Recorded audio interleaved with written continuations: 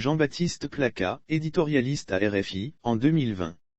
Symbole copyright RFI / Pierre-René Worms. Par un dimanche ordinaire, le professeur président a été déposé par le légionnaire qu'il était allé lui-même chercher à l'étranger, pour créer des forces spéciales censées le protéger des aléas du pouvoir.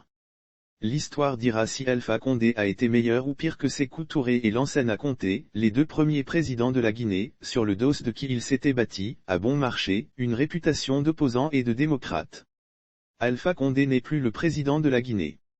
Il a été balayé, en même temps que la Constitution et les institutions qu'il a mises en place, au prix de nombreuses vies, pour s'autoriser un troisième mandat controversé.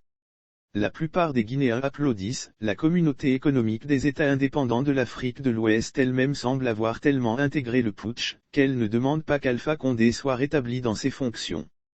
Faut-il applaudir avec les Guinéens?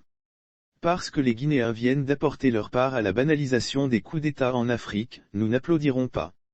Et nous ne verserons pas davantage de larmes sur le sort du président déchu. À force d'être sans cesse dans les bras de fer, Alpha Condé avait fini par donner une illusion de puissance, que dément cruellement la rapidité avec laquelle son destin a été scellé. Presque personne ne le pleure, et ceux qui n'applaudissent pas se taisent en chure. C'est tout juste si ces ministres ne se joignent pas à la célébration du nouveau maître du pays. Les institutions mises en place pour régir ce troisième mandat se sont écroulées, volatilisées en quelques heures. Et les défenseurs acharnés du mandat fatal ont fait allégeance au colonel, en attendant de mettre à son service leur obséquiosité. Beaucoup conviennent que l'approbation de ce putsch se justifie. La question n'est pas de savoir si les coups d'État se justifient ou pas. Mais l'affaiblissement de l'Union africaine et de certaines des communautés sous-régionales, telles la communauté économique des États indépendants de l'Afrique de l'Ouest, transforme progressivement le continent en une espèce de jungle, où toutes les aventures seraient peu misseuses.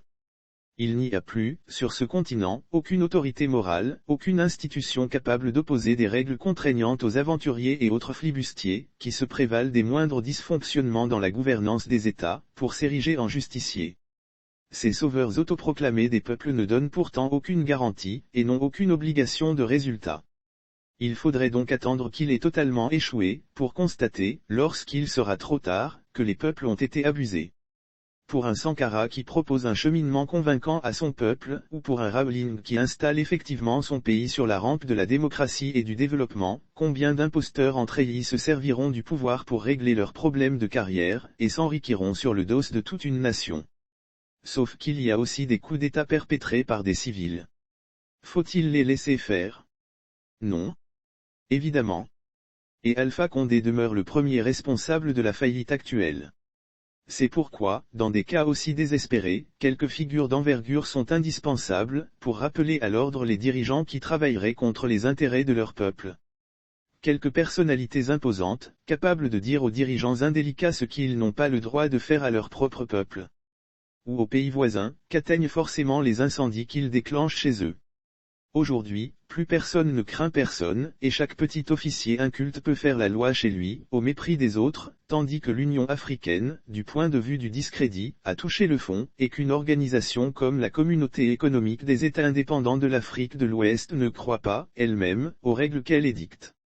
Et quand, de surcroît, les nouveaux maîtres sont adulés par leur peuple avant d'avoir prouvé quoi que ce soit, la Communauté économique des États indépendants de l'Afrique de l'Ouest n'a plus qu'à suivre le mouvement.